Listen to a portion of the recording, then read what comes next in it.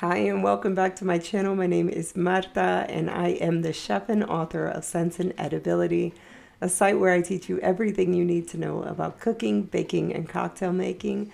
I am not this pot of water on a stove. I totally forgot to record the intro for this video, which is all about how to cook and eat pasteles puertorriqueños. But that is okay because it just means that the video is going to be much shorter and you can actually get to eating your pasteles quicker. Now, while you're here, I do hope you would subscribe to my channel and don't forget to sign up for notifications so that you can get notified every time I post a video like this one. So let's get started. The first thing you're going to need to do is bring a pot full of water. This is a 12-quart stock pot, up to a boil over medium-high heat. Once the pot begins to steam and simmer, you're going to add kosher salt, about a 1/4 cup of kosher salt. You want this water to be heavily salted because that's what's going to flavor our pasteles as they boil. Once the water comes to a boil, use tongs to add your pasteles to the pot. You want your pasteles to have enough room to swim around, and you want to boil them for 45 minutes to 1 hour, depending on if they're frozen or not. If they weren't frozen when you boiled them, they'll only take about 45 minutes to boil, but if they were frozen, they could take an hour or an hour and 15 minutes to boil.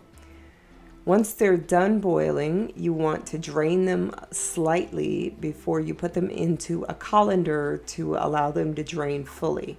Now my colander is set inside of a larger dish.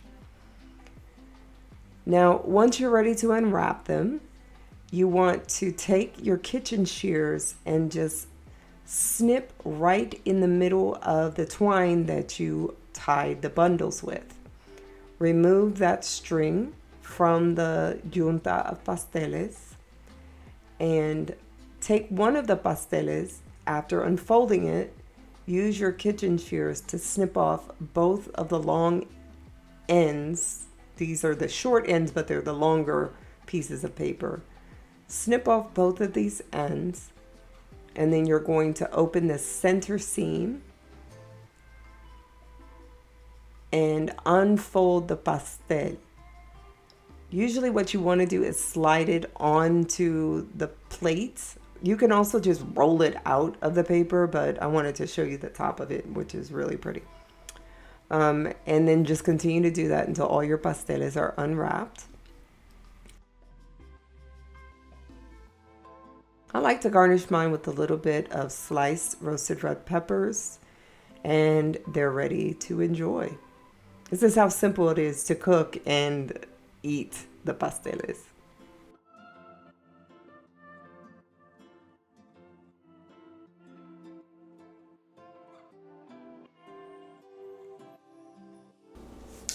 So, here, this is what my pasteles look like on the plate. This is the pastel de masa de guineo, and this is the masa de yuca. I've already bitten into the pastel de masa. Which one? Masa de guineo. And you can see the filling. Remember what I told you about pasteles ciegos. You don't want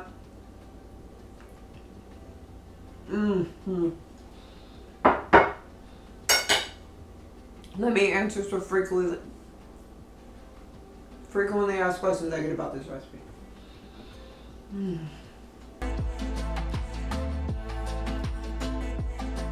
You definitely have to boil the pasteles because the masa is raw, and boiling it steams it, cooks it, plumps it up, makes it look beautiful and tastes great.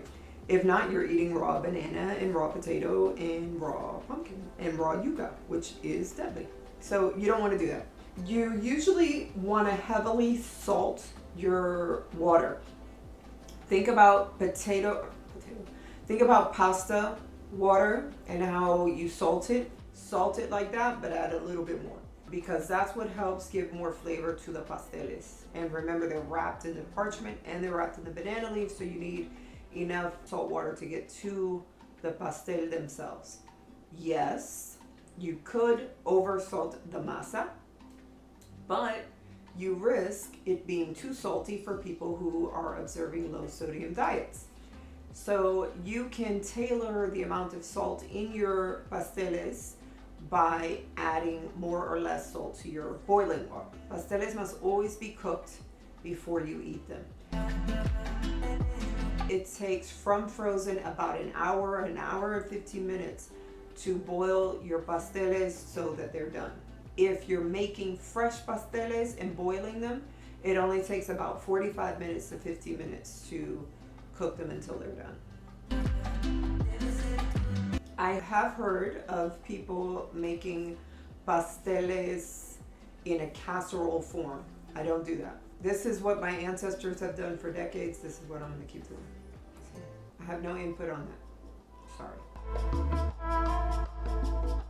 Once you have cooked your pasteles, you should eat them while they're hot because they taste better while they're hot. You can store boiled pasteles in a covered container in the refrigerator for 2 days and just add water to the container and microwave them to reheat them. I wouldn't unwrap them if I'm not going to eat them right away.